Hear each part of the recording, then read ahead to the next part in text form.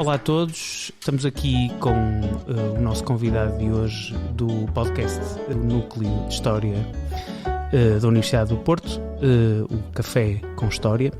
O nosso convidado é o professor Manuel Loff, um dos professores mais queridos deste curso e desta faculdade. Vou fazer simplesmente uma introdução para aqueles que não conhecem o percurso do professor, que é doutor em História e Civilização pelo Instituto Universitário Europeu de Florença, professor de História Contemporânea na Universidade do Porto e investigador na Universidade Nova, no Instituto de História Contemporânea e no Centro de Estudos sobre Ditaduras e Democrácias, em Barcelona. Também, portanto, a sua especialidade é o estudo do fascismo e do neofascismo, das revoluções e dos processos de transição autoritária e democrática. Professor, disse tudo bem ou foi demasiado rápido? Não, está tudo bem. Além desta vertente académica, também dedica-se a uma presença bastante assídua no público e noutros meios de comunicação, mas sobretudo, e vou pegar aqui num aspecto que me interessa para esta conversa, que é esta relação constante entre Portugal e Espanha, entre os seus projetos de investigação entre Portugal e Espanha. Sei que também deu aulas na Universidade Autónoma de Madrid. E, portanto, a primeira pergunta que lhe vou fazer é muito neste sentido, que é que diferenças encontrou ou encontra, deve encontrá-las constantemente, entre a Academia Portuguesa e a Espanhola? Ou a catalã, neste caso, não sei. Em primeiro lugar, bom dia a todos e a todas. Eu agradeço o convite que me fizeram para esta ideia do podcast, é muito interessante. Começo por dizer que escolhi ir estudar para a Espanha. Eu acabei a licenciatura aqui na faculdade, não nestas instalações, mas nas anteriores, em 1988, e escolhi ir estudar para a Espanha porque, em primeiro lugar, a temática espanhola sempre me interessou muito, e em especial a Guerra Civil de Espanha, depois o franquismo, depois é que entrei pela investigação sobre o franquismo, no momento em que aqui na faculdade não se oferecia qualquer formação na área da história contemporânea. Havia um mestrado, creio, de história moderna e contemporânea, mas que tinha uma forte pendente para a história moderna.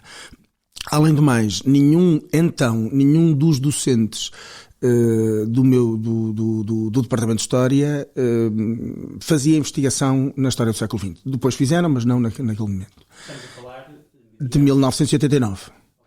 Quando eu decido, porque ainda, entretanto, é uma fase em que, depois de todas as lutas do movimento dos estudantes de letras durante os anos 84 e seguintes, 85 e seguintes, em 87 finalmente se introduz a formação de professores aqui dentro da faculdade. As faculdades de letras, ao contrário das ciências, e evidentemente as chamadas universidades novas, não tinham formação de professores, e obrigava que todos os licenciados que todos os estudantes acabássemos a licenciatura, e depois tínhamos que fazer concursos como precários, como professores de ensino básico e secundário, aqueles que o quiséssemos, e a grande maioria era essa a saída profissional, e entrávamos no sistema como precários porque não tínhamos acesso dentro da própria universidade a uma formação profissional que nos dava acesso, pelo menos, se nos candidatássemos e obtivéssemos a ter uma vaga efetiva. Enfim, dentro destas condições, então eu fui para a Espanha em 89, e a minha escolha, insisto, é uma escolha centrada nos meus interesses temáticos, por um lado, já a século XX, já a era dos fascismos, já os anos 1930, e um gosto especial, enfim, tem a ver com... Não tem a ver com... Ia dizer que tem a ver com a minha história familiar, tem a ver com a influência do meu pai, com quem se falava, por exemplo, da Guerra de Espanha ou da Segunda Guerra Mundial. Mas, em todo o caso, a minha ideia era claramente estudar estas temáticas, e aqui era muito difícil. A Nova de Lisboa, Letras de Lisboa não tinha nada nesta área, e Letras de Coimbra menos ainda, e a Nova de Lisboa, coincidentemente, só naquele ano abriu um mestrado nessa área, e eu ignorava que tivesse sido aberto.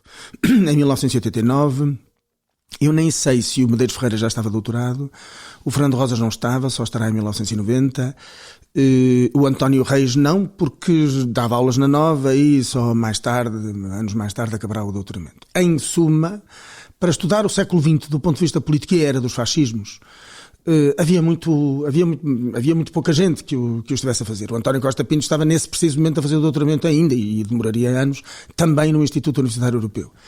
E depois havia o Braga da Cruz, que nos anos 80 tinha feito um doutoramento em Sociologia Política sobre o Estado Novo na Universidade, não sei se na Universidade Católica, em todo caso ele estudava na Universidade Católica, eu jamais iria estudar para a Universidade Católica, para mim isto era uma coisa muito clara. Eu nunca estudei em instituições privadas e nunca estudaria nem daria aulas numa instituição privada, por vários motivos, e em primeiro lugar os que têm a ver com a liberdade. E essa é uma questão central nos nossos dias e vai ser nos próximos. A liberdade de ensino e a liberdade de investigação. E, portanto, não é que eu tivesse uma percepção que a Universidade Espanhola era mais interessante ou mais tal do que a Universidade Portuguesa. Era onde eu podia estudar. Era onde eu podia estudar ou investigar os temas que me interessavam. Agora, é verdade que, suponho que a pergunta também tem a ver com isso, ao longo dos anos eu fui acumulando muita experiência com trabalho em conjunto, em colaboração com colegas espanhóis, em projetos e tal, e sobretudo por um pouco em todas as comunidades autónomas. Eu praticamente não, só nas mais pequenas ou nas mais interiores das duas Castelas, até na Extremadura tive projetos com gente na Extremadura, na Galiza, nas Astúrias, Cantábria também não. Cantábria também não.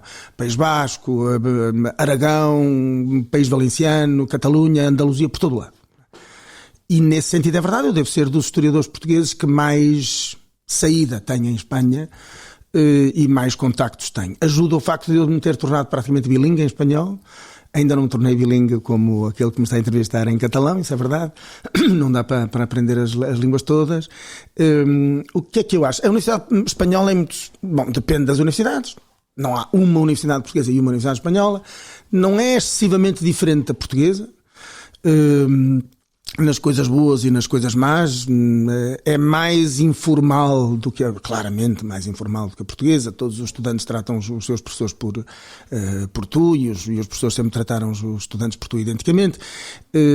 E além desse grau de informalidade, agora também é verdade que esse grau de informalidade também é... Os espanhóis são mais, não sei se lhes chamar mais frontais, mas são em todo o caso mais...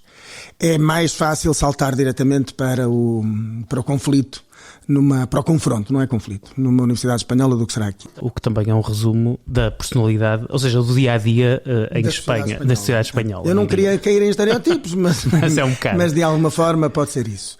Agora, por outro lado, é verdade que a Espanha é um país 5 vezes maior do que o nosso, com uma produção historiográfica incomparavelmente superior à nossa e, naturalmente, um interesse pela história do século XX que tem muito a ver com o facto com um maior interesse da história do século XX. As livrarias espanholas estão cheias de livros sobre a história do século XX.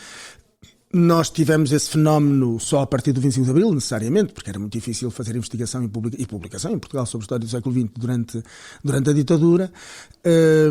Os espanhóis superaram muito mais depressa do que os portugueses, e falo da minha experiência enquanto estudante na Faculdade de Letras da Universidade do Porto, o preconceito contra o século XX. Porque há um preconceito contra a história do tempo recente, não é? Eu ainda sou da altura de ouvir professores aqui da faculdade desse tempo dizerem que a história do século XX basicamente era jornalismo e que não era mais, e que os jornalistas tratavam bem e que não era preciso mais investigação. E os espanhóis isso superaram muito claramente, sobretudo porque os grandes conflitos da modernidade espanhola tiveram uma muito especial, tem ainda hoje uma muito especial popularidade à escala internacional. A Guerra de Espanha dizia-se, eu nunca contabilizei isto e nunca verifiquei as contabilizações, não era? Que era que era o tema de história contemporânea sobre o qual mais livros se haviam publicado em toda a história. Isto leva-me precisamente à próxima questão que lhe ia colocar, que é este interesse pela Guerra Civil de Espanha, ou pela Guerra de Espanha, como sei que o professor prefere que seja. É muito seja... pouco civil. Exatamente. E, portanto, este interesse surgiu então antes... Muito antes da faculdade. Ou depois de... Ok. Muito antes da faculdade. Eu aos 13 anos já lia livros da Guerra de Espanha, para não dizer que em alguns casos tinha obtido de forma mais ou menos ilegal. E que autores leu na altura os primeiros? O primeiro autor que me recorda da Guerra de Espanha foi o Gabriel Jackson, que é um grande historiador norte-americano. e que, ao contrário de, por exemplo, um outro é o Stanley Payne, mas que felizmente eu não li de início. Payne é um autor profundamente reacionário, é um homem, é um neoconservador, vem da academia mais tradicional norte-americana. Li o Gabriel Jackson, li vários textos de autobiografia. Lembro-me de um dia ter encontrado na leitura, eu era adolescente, tinha 13 ou 14 anos, ter encontrado um livro de um velho dirigente histórico do Partido Socialista Italiano, que era o Pietro Nenni, e depois, evidentemente, vi muita coisa de referências da Dolores Ibarruri. A Guerra de Espanha mobilizou uma parte muito substancial, ainda hoje mobiliza, da memória política do mundo, mas muito particularmente europeia. Mas atenção, há, por exemplo, voluntários indianos nas brigadas internacionais, há evidentemente voluntários de toda a América Latina e dos Estados Unidos, e portanto não é estritamente um conflito, muito pelo contrário, um conflito europeu. E dessa forma mobilizou, quando eu digo mobiliza ainda hoje muita da memória europeia. Muitos dos seus slogans ainda estão presentes em muitas. O No Passarán é um slogan à escala internacional, é universal, não é? O que fez com que muita gente publicasse autobiografia, e eu desde miúdo gostava muito de ler a autobiografia. Sobre esta questão dos interesses, e deste interesse em particular que obviamente está patente também a questão da história oral, que também é algo que vai muito de mão dada com a produção historiográfica sobre a Guerra Civil, a evolução destes seus interesses, que naturalmente está obviamente e inevitavelmente ligada aos seus interesses pessoais, em que direção...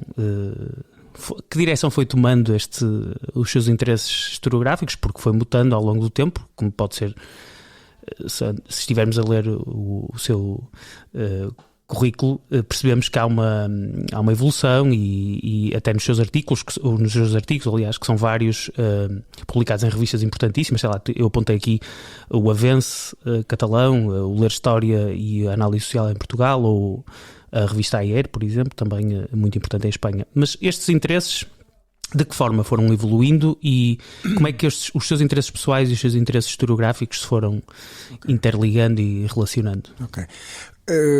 Portanto, para mim, tendo-me que me especializar forçosamente no arranque da minha investigação enquanto jovem, mestrando e doutorando, eu entrei já agora a propósito de mestrado, eu tenho os dois graus, é verdade, mas o primeiro mestrado é obtido através de equivalência, do percurso que eu tinha feito nos 2 primeiros anos de um programa doutoral, era assim que se chamava em Espanha. A Espanha não tinha, no final dos anos 80 e primeira metade dos anos 90, não tinha mestrados.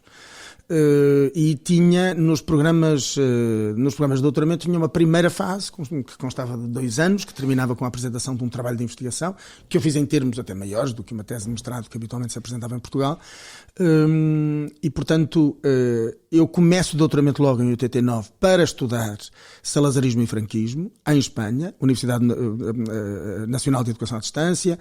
Escolhia porque era o grande especialista, ainda hoje é o grande especialista de história portuguesa em Espanha, o Hipólito Latorre. Ele já está aposentado, aliás já está jubilado mesmo, ele saiu aos 70 anos, e portanto a minha ideia claramente era, primeira fase, o equivalente a mestrado, e depois evoluindo para doutoramento, concentrar-me nos anos 30 e nos anos 40, percebendo que me era ainda na altura muito difícil fazer, por motivos arquivísticos, fazer a história, aquilo que ainda hoje gostaria de fazer e que já tenho muita documentação reunida, mas acabo por nunca ter tempo para, ou então há outras coisas que me puxam do ponto de vista da investigação por outras temáticas, seria fazer a história da participação portuguesa do lado da República, dos voluntários portugueses do lado da República na Guerra de Espanha. E percebendo isso, optei por fazer uma coisa que superava a Guerra de Espanha, ou melhor, que incluía a Guerra de Espanha num conjunto maior, e que é a era do fascismo. E nesse sentido comecei o meu primeiro trabalho para mestrado, que está publicado na Campo das Letras, aliás as 2 teses estão publicadas na Campo das Letras, uma editora que já desapareceu aqui do Porto, era tentar posicionar o salazarismo e o franquismo na fase mais aguda do fascismo internacional, 36-42, porque, bom, 36 é fácil, é o início da Guerra de Espanha, 42 porque é o último grande ano dos triunfos nazis durante a Segunda Guerra Mundial, em que vai começar a terminar, a perder perfil, aquilo que eu anos mais tarde fui começando a tentar teorizar e defender a tese de que durante estes anos, 36-42, 36-43, as direitas todas à escala mundial, pelo menos à escala do grande Ocidente, Europa e Américas, entendiam que se estava a chegar a um fim da história fascista. Da mesma forma como, em 1989, se caiu na ilusão que estávamos a chegar a um fim da história da natureza liberal. E o erro ainda é maior do que aquele que, na aparência, do que era em 36-43. E nessa altura, então, o que eu decido é fazer uma grande investigação concentrada nesses anos para demonstrar a natureza, para verificar a natureza efetivamente fascista, fascisada e, portanto, fascista. Parênteses. Se nós entendemos que as sociedades se democratizam, depois não dizemos que elas são democratizadas. Nós não dizemos que a Espanha dos nossos dias o que é a Espanha? É um Estado democratizado. Dizemos que é democrático, certo? Até os Estados fascizados são fascistas. Eu sei que depois, não sei se vamos entrar já, há uma grande discussão sobre o enormíssimo cuidado e... Quer dizer, transformou-se o uso da categoria fascista literalmente num uso de natureza política. Transformou-se aqueles que recusam a aplicação do conceito a fenómenos históricos e a movimentos históricos distintos do fascismo italiano e do nazismo alemão. Aliás, do fascismo italiano tout court, porque depois normalmente este setor que diz só há fascismo em Itália nem acha que o nacional-socialismo alemão foi fascismo. Portanto, ao se ter transformado, ao se ter quase belicizado esta história do uso do fascismo, acusando aqueles, por exemplo, a mim próprio, que o usamos como sendo um uso puramente político, eu respondo que é essa espécie de hipercuidado, sem rigor científico nenhum e teórico, de que tudo pode ser democrático, mas nada pode ser fascista, não é? Porque há sempre outras coisas. Na extrema-direita encontra sempre outras noções. E há o populismo. Diga? Muitos matizes. Muitos matizes. E há o nacional-populismo, e há o populismo de direita, e há o populismo da direita radical. E encontram-se sempre. E é sempre. É como se na história da extrema-direita, não simplesmente no século XXI, o último dos meus grandes interesses agora nos últimos anos, não simplesmente no século XXI, mas já nos anos 20 e nos anos 30, fosse sempre uma história de expressão conceptual, de expressão das realidades, atomização, tudo é diferente, tudo está cheio de matizes, tudo tem originalidades, não é? E nesse sentido o meu objetivo era demonstrar como a experiência salazarista e franquista ao longo destes anos em primeiro lugar, está claramente atraída pelo fenómeno do fascismo internacional, porque há um fascismo internacional, não é simplesmente o italiano, evidentemente, como bem vemos no século XXI, por exemplo, pelo fenómeno do fascismo internacional, e em segundo lugar, como isso deu, em fases de gestação dos dois regimes, o Estado Novo, enquanto tal, nasce em 1933, tem uma gestação evidentemente anterior, mas depois tem uma série de inovações institucionais a partir de 36, nos anos 36, 37, 35 para incluir a FNAT, 36, 37, que são tipicamente deste contexto, ou melhor, que se explicam apenas neste contexto, e em segundo lugar, tem uma natureza efetivamente fascista. E no caso espanhol é fácil, a guerra começa em 36, o franquismo nasceu a partir de 36. E, portanto, eu decidi fazer, em sequência, transformar uma primeira investigação para doutoramento, perceber que eu precisava, de resto do ponto de vista profissional, precisava do grau de mestrado e, portanto, pedir uma equivalência na Nova de Lisboa, e foi um júri já na altura do César Oliveira, Medeiros Ferreira e o Fernando Rosas a fazer essa equivalência, a analisar a tese e tal, mais o resto do expediente académico, como dizem os espanhóis, e ao mesmo tempo que o fiz, já estava matriculado em Florença. E em Florença avancei para uma história mais, para usar com uma categoria da área das relações internacionais, para mais construtivista. E, portanto, para simultaneamente fazer uma história naturalmente política e ideológica, mas social, e das representações, para inserir as duas ditaduras dentro dessa era do eurofascismo, analisando dimensões muito mais diversificadas do que simplesmente as relações internacionais. Professor, já falou aqui do Fernando Rosas, é inevitável esta referência, não é? Uma referência inevitável. No entanto, eu queria lhe perguntar, e esta pergunta é para name dropping, ou seja, é simplesmente para enumerar os seus grandes referentes de historiadores, ou seja, grandes referentes podem ser também referentes como o Stanley Payne, ou seja, ao contrário, não é? E depois vamos falar do Fernando Rosas, ou se quiser falar diretamente dessa sua relação com o Fernando Rosas, que é uma relação profissional muito antiga, próxima e antiga. Eu não... Quando eu começo a fazer a investigação, o Rosas está a começar a publicar. De resto, está muita gente a começar a publicar. Quando eu começo a fazer a investigação, saiu aquela que, por exemplo, ainda não havia, ainda não havia nenhum dicionário de história de Portugal que cobrisse o século XX, não é? Salvo o primeiro quartel do século. No caso do Dicionário de História de Portugal da Figueirinhas, o Barreto e a Filomena Mónica só fizeram essa publicação em 99-2000, e o Rosas e o Brandão de Brito fazem um Dicionário de História, coordenam um Dicionário de História do Estado Novo, publicado em 96, 97 ou 96 só. E, portanto, é verdade, mas, por exemplo, o Reis tinha publicado o Portugal Contemporâneo em 1989. Tornaram-se obras, que é uma obra coletiva. O Rosas publica, se não me engano, em 89, eventualmente em 88, a tese de mestrado sobre a política económica, sobre, no fundo, o fomento económico do salazarismo, política económica do salazarismo nos anos 30, e evolui para, sobretudo na dimensão económica também, Portugal na Segunda Guerra Mundial, que é a tese de doutoramento dele, que ele publica na Estampa em 1990.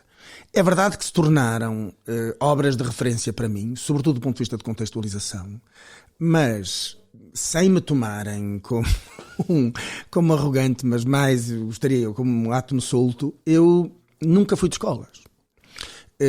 Tenho uma... Isto é como aquelas bandas que dizem sempre quando... Não, eu não toco isto. Isto é um som único. No fundo é assim, por exemplo, do ponto de vista destes historiadores portugueses, eu li-os a todos, e depois li também, e deles aprendi muito, mas com um distanciamento forte, o Braga da Cruz ou o Costa Pinto, muito mais distanciado do Braga da Cruz do que propriamente do Costa Pinto, isso eu admito.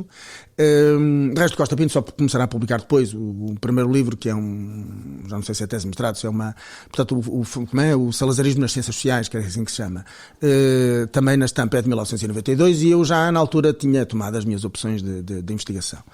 Todos eles me serviram, como é evidente, para todos nós tem que ser, para criar um contexto, e finalmente, coincidiu, na viragem dos anos 80 para os anos 90, finalmente estávamos a amadurecer a capacidade de investigação nessa área. Eu lembro que o meu primeiro grande trabalho em Florença, fazíamos no final do primeiro ano letivo, fazíamos aquilo que se chamava o June Paper, e daí dependia a nossa prossecução de estudos, era uma coisa centrada na explicação qual era o campo historiográfico sobre o século XX e sobre o salazarismo em Portugal. E eu defendia a tese, e é verdade que só nessa altura é que ela estava mais ou menos amadurecido. Agora, do ponto de vista... Eu aprendi em todos os sítios. Todos nós o fazemos e não temos. E se não aprendemos é porque não estamos a viver. É porque nem sequer estamos a viver. Em primeiro lugar, aprendi da história estruturalista, hoje tão criticada, do Zanal e tal, que não há nada na história que não seja simultaneamente todas as dimensões. Não há história política que seja só política, é preciso considerar as questões sociais, e no momento em que eu começo a fazer a investigação, e a grande viragem pós-moderna, a que eu nunca aderi, ensinou-me a ir afastando ou analisar de forma muito crítica as modas e os modismos em história, que agora são muito mais notórios do que era no passado, porque hoje a divulgação histórica e o consumo de história e historiografia não é feito estritamente, muito longe disso, nem sobretudo, nem prioritariamente no campo editorial, não é? Ele é feito, hoje, já estamos à espera disso, evidentemente, chega às redes sociais, não é? Ainda outro dia me mandaram os deslates que no Twitter um historiador, hoje autodefinido como especialista em estudo de segurança, que é o Bruno Cardoso Reis, que dizia uns deslates impressionantes sobre a história da Segunda Guerra Mundial e coisas. Não. Ele dizia a Rússia, e não era a Rússia, era a União Soviética, nunca foi. Dizer que a Rússia foi quem ganhou a Segunda Guerra, quem assegurou a vitória aliada na Segunda Guerra Mundial e tal. Bom, e ele dizia que isto era um disparate monumental, que evidentemente eram outros. Mas, portanto, em primeiro lugar, afastar-me dos modismos. Em segundo lugar, perceber nesses modismos aquilo que era inevitável, fazer um discurso, fazer uma análise crítica da história, de toda a produção científica. Nós, de facto, em história, por exemplo, toda a história que fazemos, mesmo que ela seja história antiga, mesmo que ela seja pré-história, é sempre história contemporânea. Porque ela inscreve sempre no momento em que nós a divulgamos e responde às necessidades do momento em que a produzimos e a divulgamos. E estamos a fazê-la, nós nunca somos independentes de nós próprios e muito menos do contexto social, histórico, ou seja, histórico em geral e, portanto, social, cultural, etc, etc, em que vivemos. Já dizia Croce, não é? Claro. E, portanto, sim, mas muitas vezes tendemos a esquecer isso, não é? E na área em que eu me fui especializando inicialmente, que era tradicionalmente designada como a área da história política, o desprezo, e isso é verdade que os pós-modernos não manifestam esse desprezo, o desprezo pela história das representações e pela forma como a construção de representações sobre, no meu caso, sobre o que era, sobre a natureza intrínseca dos regimes salazarista e franquista, sobre a identidade nacional portuguesa e espanhola, sobre coisas desta natureza, que era muito tradicional na história das relações internacionais, e na história das relações internacionais Portugal, tem determinados interesses nacionais, o interesse nacional é uma coisa mais ou menos indiscutível, porque está definido na geografia, é o mar, é não sei o quê, só temos um vizinho, este tipo de tropos de que está tudo cheio, não é? E, portanto, forçosamente temos que estar virados para o mar, e então tem que haver mar por todos os lados, e forçosamente tínhamos uma vocação colonizadora, e forçosamente tínhamos alguma coisa a ver com a Europa, porque como achávamos que os espanhóis eram um bando de provincianos e nós éramos muito, parecemos muito sofisticados, éramos, enfim, a influência britânica, quer dizer, tropos desta natureza, estereótipos desta natureza, que preenchem ainda hoje enormemente a história das relações internacionais e a história política. E eu fui-me sempre afastando disso e colocando, e agora sim, a partir de uma perspectiva marxista, colocando questões que me parecem essenciais e que são as questões de classe e as opções de classe. Os Estados contemporâneos e não contemporâneos, eu estudo os Estados contemporâneos, representam classes sociais. Representam segmentos de classes sociais, podem não representar a totalidade dessas mesmas classes e pode haver contradições no seu interior, mas representam classes. Não representam o conjunto das nações, muito menos aquilo que elas entendem ser essas nações. Isso, para mim, foi um dos aspectos essenciais e, portanto, fui diversificando as minhas leituras a esse nível. Termino com uma série de especialistas na área do fascismo, que forçosamente na área do fascismo, porque era aquilo que eu estudava, mas cuja colocação teórica dos problemas e da história e cuja metodologia de investigação me ensinou muitíssimo. E, portanto, fazer a história de como se foi concebendo o fascismo e ir adotando perspectivas como da teoria crítica britânica, e aí identifico muito com o Daniel Woodley, sou menos sensível às teses do Roger Griffin, mas com ele aprendi identicamente também, com a minha orientadora na altura, a Luísa Passerini, que tinha feito uma tese de doutoramento absolutamente genial sobre a memória oral dos operários de Turim, dos bairros operários de Turim, sobre o que era o fascismo, e depois nesse não foi o primeiro livro que eu li, o primeiro livro que eu li dela, por exemplo, era o Mussolini Imaginário, a representação do Mussolini dentro da sociedade. E depois, por último, os clássicos dos anos, sobretudo dos anos 60, sobre o fascismo e sobre a natureza do fascismo como opção permanentemente em aberto, que as classes dominantes têm para, em determinados momentos de crise, como, em minha opinião, é aquele que vivemos desde o início do século XXI e, em particular, nos anos 20 do século XXI, para, em determinados momentos de crise, abandonarem posições mais ou menos liberais, formais, dos chamados regimes liberais que configuram os regimes liberais democráticos, para optar diretamente por um regime violento como é o fascismo. E isso é, em grande medida, por exemplo, e com ele aprendi muito, a perspectiva do Poulantzas, do Nikos Poulantzas. Vou-lhe ler aqui uma frase do historiador português Diogo Ramada Curta sobre Fernando Rosas. Na sua dupla faceta de militante e historiador, Fernando Rosas tem tido uma vida cheia, no modo como soube conciliar esses dois lados da ação e trabalho, demonstrando em cada um deles uma enorme tenacidade. Será talvez um caso raro, pelo menos dentro da academia.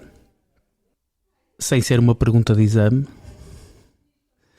gostava que me comentasse esta dinâmica entre militante e historiador, que é uma dinâmica que também, de certa forma, representa uma parte em muito menor grau do que foi o percurso do Fernando Rosas. Eu há pouco depois não disse, a partir de um determinado momento comecei a colaborar com o Fernando Rosas mas ainda demorou uns quantos anos. Eu acho que é sobretudo a partir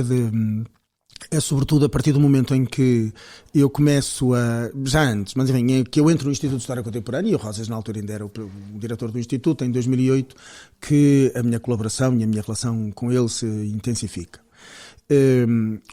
O Fernando Rosas tem, e é verdade, um percurso de vida, a gente não está a falar dele como se ele já tivesse desaparecido, isto não é uma homenagem póstuma, muito, muito pelo contrário. Mas tem um percurso de vida absolutamente riquíssimo. Eu posso não me identificar com várias das opções políticas que ele fez a partir do final dos anos 60 e até ao final dos anos 70, durante aqueles 10 anos mais intensos de mudança em Portugal, mas todos temos, e o próprio Diogo Ramada Curto, a citação que aí faz é de um texto que depois, se lhe acrescentarmos as outras coisas mais a seguir, percebemos bem. O Ramada Curto tem uma relação muito tensa com o Fernando Rosas. Eu digo que tem uma relação muito tensa com toda a gente e com o mundo, mas pronto. Até comigo. Mas eu sou trocos no meio das discussões do Ramada Curto. Mas é verdade, e agora sem ironia, ele coloca um problema que aí só levanta o véu e de forma positiva, mas coloca um problema que em geral afeta sempre muito os académicos e os investigadores e tal, e que é a questão da neutralidade / objetividade da produção científica. Vive muita gente na presunção, que justamente a sociologia da ciência não confirma, de que não há ciência sem haver, nomeadamente, não há ciência social, sem haver plena neutralidade relativamente aos assuntos que nós tratamos, e essa neutralidade presume ser uma neutralidade de natureza, em primeiro lugar, ideológica e filosófica, mas em segundo lugar, uma natureza que tenha até, enfim, que passa pelas dimensões da natureza religiosa, espiritual, política. Afinal, julgando que o método científico é um método neutro. Não há neutralidade nenhuma no método científico. Não há neutralidade na escolha dos objetos de investigação. Não há neutralidade, sobretudo de facto não há neutralidade na vida, porque em tudo na vida, sendo resultado, vivendo num contexto e sendo em grande medida determinados por esse contexto, não propriamente no sentido que tudo em nós é resultado do contexto, mas tudo em nós é uma reação ou uma interação ao contexto em que vivemos, esta presunção de que a investigação em ciência, em ciência social e em história em concreto, dentro das ciências sociais, tem que afastar-se de todo o tipo de compromisso de natureza filosófica, de natureza cultural, de natureza política, não é simplesmente um erro de análise, é uma falácia. Porque ninguém está fora. Portanto, quando se diz, não é? Se insinua diretamente que o Fernando Rosas, e de mim se diz a mesma coisa, que somos historiadores, abre aspas, militantes, porque temos uma penada militância, e nós, já sei quem era o Duncan Smith, acho eu, nunca sei o apelido do homem, e que dizia, que dava o meu exemplo, e do Fernando Rosas, como sendo os guardiões da memória antifascista e tal. Como se ele, na divulgação de teses tão aparentemente ingênuos, nada tem de ingênuos, aparentemente ingênuos, como vir dizer, no estudo que ele faz sobre a polícia política e a relação e a percepção social que os portugueses teriam da polícia política, que o facto de haver denúncias voluntárias à polícia política, ou até mesmo perguntas, questões, cidadãos que perguntavam à polícia, eu vou-me casar, que ele gosta muito de dar esse exemplo, uma noiva que diz, vou-me casar com fulano, gostaria de saber se há informações sobre ele, para eu ter, ou seja, tratar a polícia política como uma agência de informações da vida privada de qualquer um. E dessa forma demonstrar que em Portugal não havia que a relação da sociedade com a polícia política era uma relação de integração, de inserção da polícia política no conjunto das relações sociais e, portanto, a sua normalização e da adesão até a um modelo de organização da sociedade na qual uma polícia política opera, é evidente que nada há de neutral numa tese desta natureza. Bem, para lugar é de uma ingenuidade enorme. Digam-me uma polícia política que não tivesse, cuja maioria, em que a maioria da informação que obtivesse não fosse voluntária. Então, mas todas as sociedades autoritárias são sociedades da delação. Para não perder, regresso a esta questão. O próprio Fernando Rosas não precisava, alguém que fez militância política, e militância política na clandestinidade, com 3 prisões, 3 passagens pela prisão política, e evidentemente grande empenho político, não precisava de, quando começa a fazer investigação histórica, de fingir que não tinha sido tudo isto. E eu, quando comecei a fazer investigação, e portanto fazer, como faz o Fernando Rosas, fazer, compatibilizar e tornar contemporânea aquilo que é a sua atividade profissional enquanto investigador e enquanto docente, e aquilo que é a sua atividade cívica enquanto dirigente político, hoje há muito tempo que já não é. Ora bom, no meu caso, eu não tenho nenhum problema nem ético, muito menos existencial, relativamente a esta questão sobre se nós podemos ou não podemos. Se nós podemos ou não podemos, enquanto académicos ou membros da universidade, enquanto docentes e investigadores, se podemos ou não ter atividade de natureza política. Não porque eu entenda ser legítimo, e não acho que o faça, sem, evidentemente, colocar advertências no momento em que eu possa ter intervenção de natureza política numa aula, ou ter numa aula ou numa atividade de natureza estritamente profissional, como investigador, como docente, se em algum momento eu tenho uma frase ou uma interpretação ou tal política. Em muitos casos é porque me solicitam, é porque me suscitam. Noutros casos sou eu que tomo essa iniciativa e faço um parênteses e digo, e agora só gostava de dizer uma coisa, que sei que nada tem a ver com aquilo que sei, porque é relativamente independente daquilo que eu estou a desempenhar enquanto professor, mas que o faço. Mas, portanto, eu não tenho... todos nós somos cidadãos dentro de uma sociedade que ainda é democrática e estamos em fase de defender a democraticidade desta mesma sociedade e do Estado que a rege. E em momento nenhum nós não somos, e já é polémico nesse caso, nós não somos militares e polícias que identicamente tenham militância política. Não precisa ser partidária, todos nós percebemos que o que é político não é estritamente partidário, é óbvio, não é?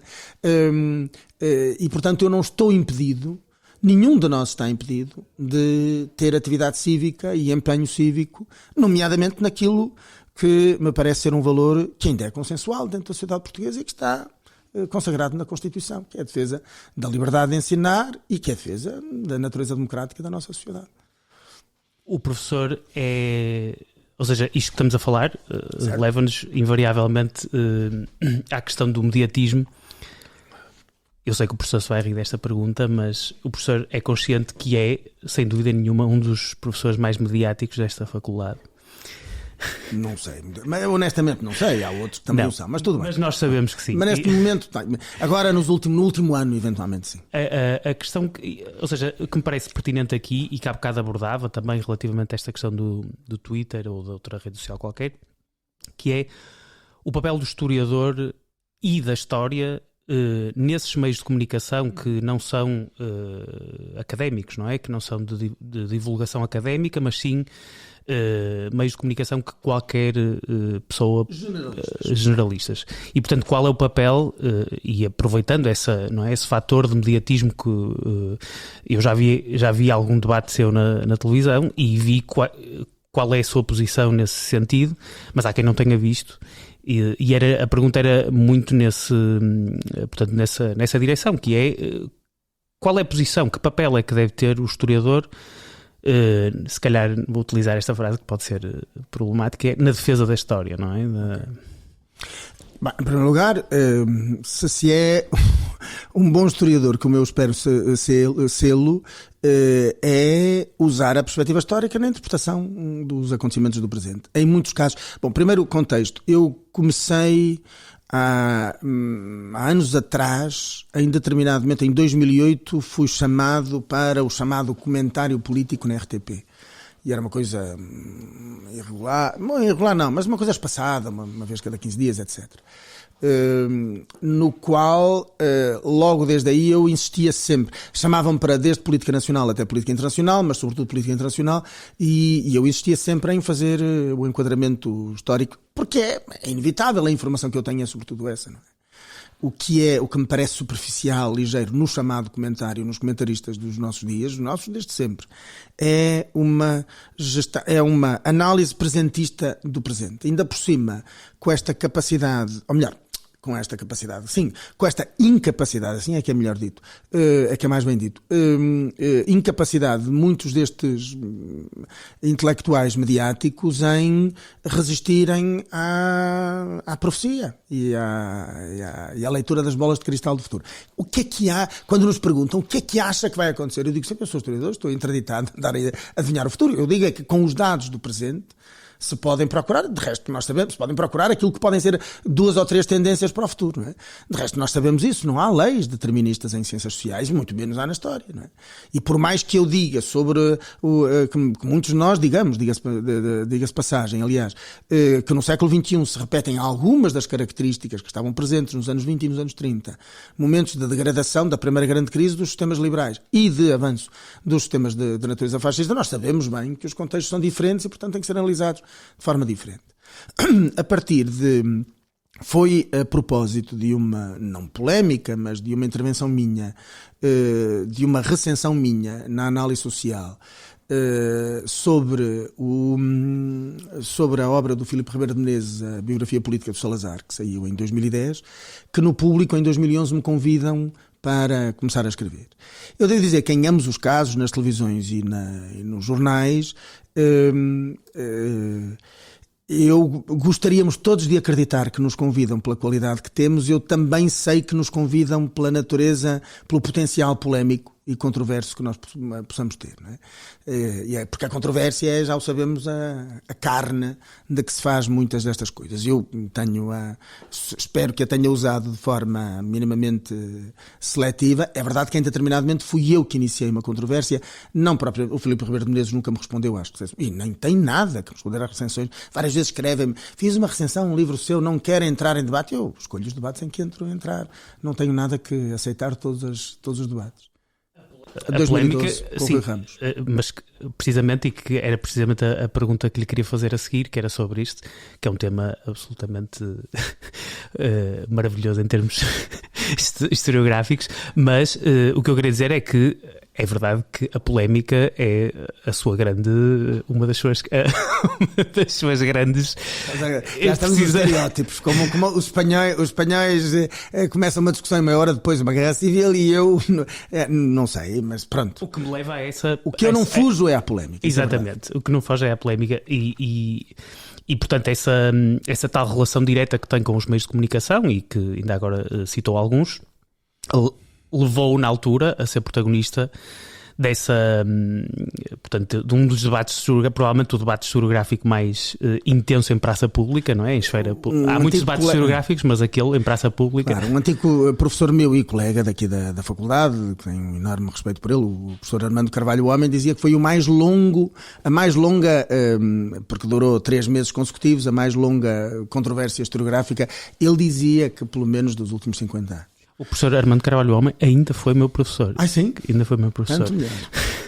Mas, ou seja, aquilo que lhe ia pedir e para terminar, ou seja, antes da última pergunta, que depois tenho para si, e para fechar este podcast, queria um bocado essa sua visão de, porque é fácil ler sobre o que aconteceu, é muito fácil encontrar textos, artigos e até artigos científicos sobre esse debate, mas gostava de ter a sua perspectiva a mais pessoal possível sobre esse momento histórico para a historiografia portuguesa. Falamos da História de Portugal, editada, uma edição da Campo da Esfera dos Livros. A Esfera dos Livros, que é das editoras que mais vende, em 2000, ela sai em 2009 e é coordenada pelo Rui Ramos, investigador do Instituto de Ciências Sociais, e depois que faz toda a parte contemporânea, e depois tem 2 outros historiadores com quem eu não entrei em polémica nenhuma. Eles quiseram então também entrar em polémica comigo, mas eu não tinha nada a ver com aquela discussão. Ela não os abrangeu a eles, evidentemente, as críticas que eu fiz a toda a parte contemporânea, e particularmente ao salazarismo, da autoria do Rui Ramos. E falamos de um dos historiadores, aliás, como acontece com vários investigadores da área da história do Instituto de Ciências Sociais, um laboratório de investigação com muito pouca carga docente, com muito pouco trabalho de natureza docente e de orientação. Eu, honestamente, mas seguramente é um erro, mas eu não conheço uma única tese orientada pelo Rui Ramos, não é? E várias daquelas figuras gradas do ICS sempre tiveram uma enormíssima abertura desde os anos 80, finais dos anos 80 e início dos anos 90, em toda a imprensa. António Barreto, Vasco Polido Valente, Filomena Mónica e, evidentemente, Rui Ramos. E recordem-me como é que se chama esta historiadora do século XIX, não estou a fazer nenhum teatro, mas agora não me recordo o nome dela, que tomou posições extraordinariamente polémicas de natureza racista. Mas nesse contexto? Não. Agora mais recentemente, e também investigadora do ICS. É uma das historiadoras da... Bom, havemos lembrar do nome dela mais a seguir. Ora bom, e neste contexto, portanto, falamos de um grupo de pessoas, e nomeadamente de uma em concreto, o Rui Ramos, que durante décadas escreveu sistematicamente nos média, publicou, isso ajuda enormemente depois à divulgação, publica este livro, e o livro tem uma enorme... Foi rapidamente, no espaço de um ano, foram 6 edições. Era o que eu costumo dizer, se nós fizermos uma grande pastilha em 900 páginas da história de Portugal, tem compra assegurada. Há que acrescentar que também foi, creio eu, vendido no próprio público. No Expresso. E então, exato, no verão de 2002, em 2009, é o público que a mim e a outros historiadores pede um comentário, mas depoimento não escrito, oral, sobre os aspectos mais polémicos do livro e tal. E nós tomámos aí vários historiadores, Reis Turgal, o próprio Rosas, uma série de gente tomou posição, Costa Pinto, tomaram posição sobre o livro, a pedido de uma jornalista, São José Almeida, do Público.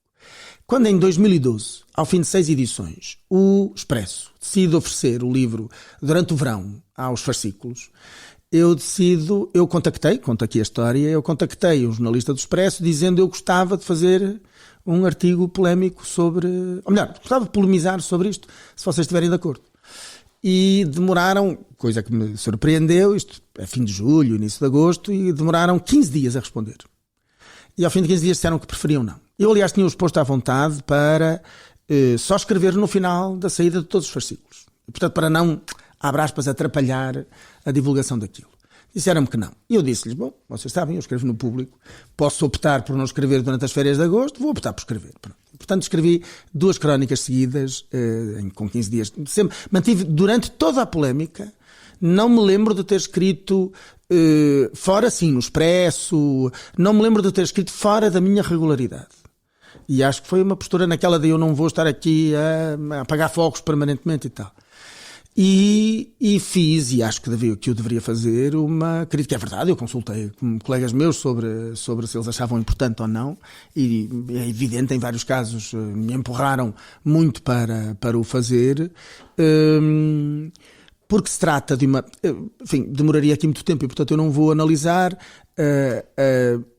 as teses de Rui Ramos e de uma historiografia neoconservadora e neolegitimista sobre a história contemporânea portuguesa, tenham no processo, depois de começarem por uma crítica que eu acho tipo neolegitimista à experiência liberal de 1820-1910, evidentemente, e especialmente da fase inicial vintista e setembrista da experiência liberal, depois de passarem ao volume do Rui Ramos entregue em segunda, terceira opção, o 6º volume da História de Portugal dirigida pelo Matoso, depois passarem pela transformação da Primeira República Portuguesa numa espécie de, mas eu não estou a ser irónico, eu justifiquei aquilo, numa espécie de prenúncio do Holocausto.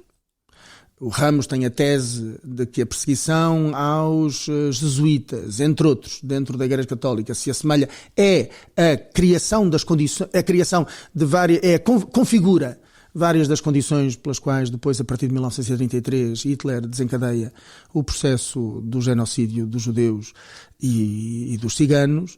Depois de teses desta natureza, finalmente ele tinha desembarcado no salazarismo, tema que nunca foi o seu tema de investigação, o seu objeto de investigação. A obra e não fui eu que a categoriza como tal, é o Reis Turgal, é uma obra de divulgação, como todas as histórias de Portugal. Aquilo só não é a história concisa de Portugal, do Armando Saraiva, porque não é conciso, ponto final, não é? Mas é uma obra de divulgação. E a divulgação é muito importante. A divulgação é muito importante. Eu também faço divulgação. Mas é preciso. É concisa em ideias revisionistas também. E adota uma perspectiva abertamente revisionista, polémica, abertamente, explicitamente polémica, com aquilo que o Ramos entende desde inícios deste século ser uma historiografia oficial antifascista, é assim que ele diz, sobre não simplesmente a Revolução e a experiência democrática portuguesa dos últimos 50 anos, mas evidentemente, quando ele começa a escrever isto no início dos anos 2000, apenas do primeiro quartel da democracia portuguesa, da experiência democrática, mas sobretudo sobre o Estado Novo e nomeadamente sobre a sua natureza fascista, fascizada na sua fase inicial, pelo menos até 1945. O que era novidade absoluta naquele momento era uma revisão absolutamente descolada da realidade e ofensiva de qualquer honestidade intelectual sobre a guerra colonial e a violência colonial, com uma tese absolutamente maravilhosa, que era que a guerra era absolutamente popular e nunca houve problemas de recrutamento de jovens portugueses para alimentar o esforço de guerra em Angola, Moçambique e na Guiné, um país de onde saiu, isto depois nós temos os dados, de um país de onde saíram 250 mil jovens em idade militar que fogem à guerra como refratários, pagando o preço de um exílio e obviamente da ruptura total com família, com o país. E pronto, eu decidi abrir essa polémica. Ela, numa primeira fase, produziu uma reação, hoje sei, perfeitamente organizada, o próprio... Todos os historiadores que há bocado citou participaram ativamente em trocas de... É verdade. A Maria Filomena, a Mónica, lembro-me... Tudo. A Mónica... Bom, eu agora vou começar a fazer distinções. Os historiadores que entraram, e os historiadores que entraram, que são da universidade, entram numa segunda fase depois de ter mobilizado o ICS. É verdade, os outros dois historiadores, e são como o Rui Ramos, que assinam um livro com o próprio Ramos, e uma série de intelectuais, vou-lhe dizer assim, lamento, de pacotilha, um dos quais é hoje deputado do Chega, e para mal do prestígio da instituição onde estamos e onde estudamos. Ele fez o doutoramento cá, e que decidi entrar, é um homem que fez a biografia da irmã Lúcia, e que decidiu entrar também. Portanto, numa primeira fase foi a ofensiva de, António Barreto chega a escrever não um artigo, mas uma carta ao diretor do Público, dizendo que, sendo a censura um ato extraordinariamente grave, ele contudo entendia que determinadas opiniões não tinham dignidade suficiente para serem escritas no Jornal Público e tal. E, portanto, foi um apelo direto à censura, não de alguém que escreveu umas coisas, que pediu ao Público para escrever sobre um livro de terceiros, mas alguém que era colunista do Público. Portanto, no fundo é dizer assim, despeçam esse homem, ele não está aí a fazer coisa nenhuma. Filomena Mónica disse coisas ainda mais... Era o que eu ia dizer. Claro, não é evidente, dizia que, como qualquer marxista, a mentira é... Ela nunca me tinha lido, mas depois dizia que eu era um mau historiador. E que era invejoso, porque não vendia tantos livros como... E é totalmente verdade, eu não tenho problema nenhum em assumir, não vendo tantos livros. Ou seja, devo dizer que estudei a fundo, esse momento. Eu desconhecia totalmente até ter a cadeira de História com o professor. E quando descobri essa história fui investigar sobre o assunto, li o artigo científico, não sei se é do Duncan Smith, mas é de um Ribeiro de Menezes. Ok.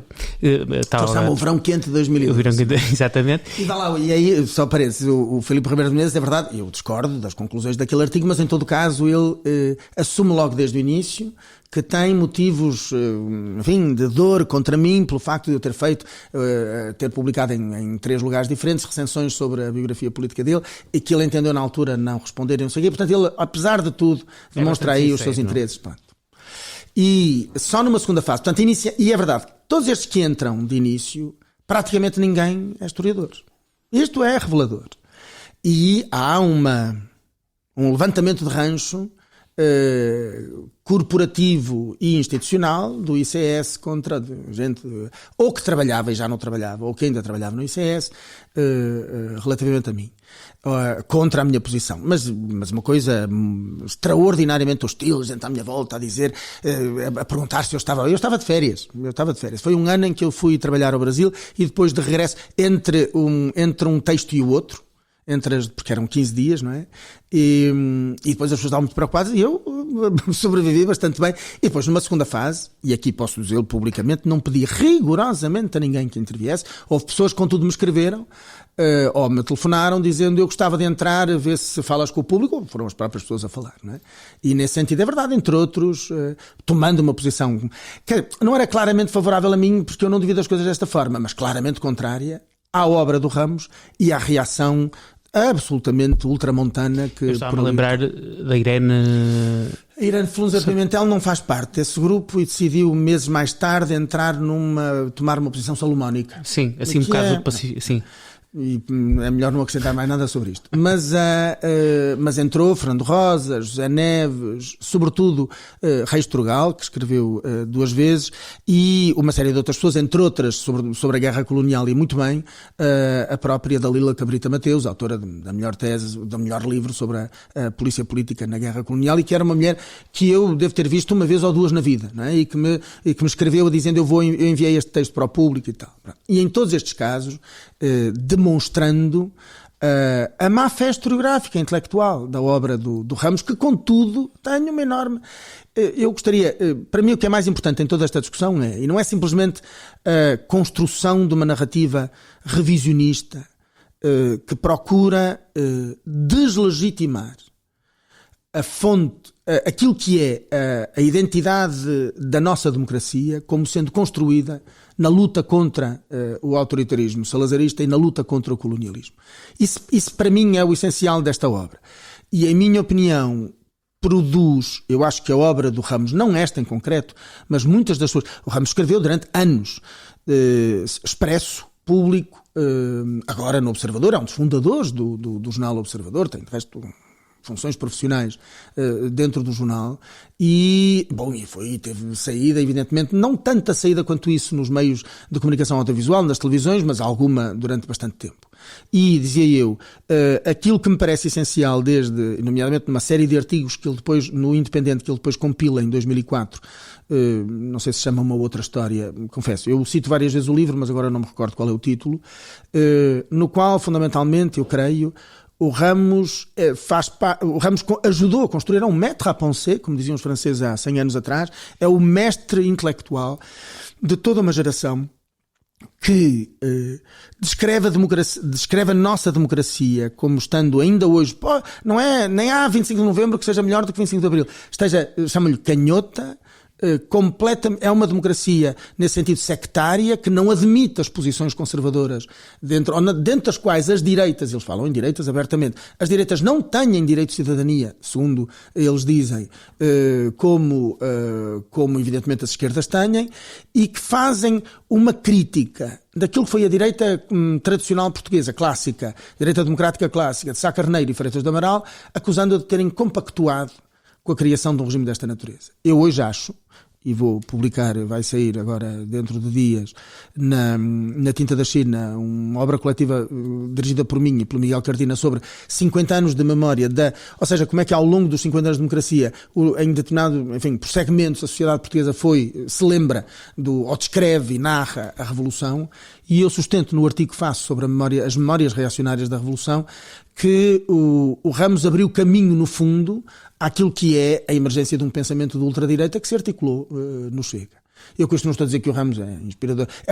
Inspirador estou a dizer que é. Eu não estou a dizer que ele é, obviamente, dirigente do Chega. Mas é evidente que é desta tese demolidora sobre o caráter intrinsecamente ilegítimo e ofensivo para a identidade nacional que o 25 de Abril tem, que se compagina, evidentemente, com um elogio subterrâneo do salazarismo como uma experiência não simplesmente tipicamente portuguesa e adequada à sociedade portuguesa, homologável a outras. O Ramos tem afirmações, homologável a outras experiências europeias, tem afirmações, diz assim, sim, é verdade, nos anos 60, quando Salazar cai, a ditadura já existe, o regime, ele nunca usa a palavra ditadura praticamente, no Estado Novo já tem 40 anos, mas governos de partidos, ou partidos maioritários durante 40 anos, ou governantes durante 40 anos, existiam em democracias como a sueca, a social-democracia, ou a italiana, a democracia cristã. Não é? E, portanto, Salazar e Olof Palme, Salazar e Andreotti. É uma coisa maravilhosa. Os tais matizes de sempre. Em qualquer caso, e para terminar, fica patente que a historiografia, numa análise assim, muito superficial daquela primeira pergunta relativamente a esta última resposta, que a historiografia portuguesa do século XX ganhou outra dimensão entre os anos 80 e estes anos que estamos agora. E, portanto, a minha última pergunta é, nada a ver com isto, como é que costuma tomar o seu café? O meu café é tomado já só depois do pequeno almoço e normalmente é tomado só o café. Eu tomo um pequeno almoço que não inclui café. Mesmo nesse verão quente? Nesse verão quente, bom, eu estava a passar férias em Espanha e na casa onde eu estava tomava-se café todos os dias e é verdade, não se tomava, é a mesma regra, tomava-se a meio da manhã para começar a pôr a cabeça a trabalhar. Muito obrigado por este tempo e foi um prazer ter a oportunidade de me entrevistar. O prazer foi todo meu, Armando. Obrigado. Obrigado.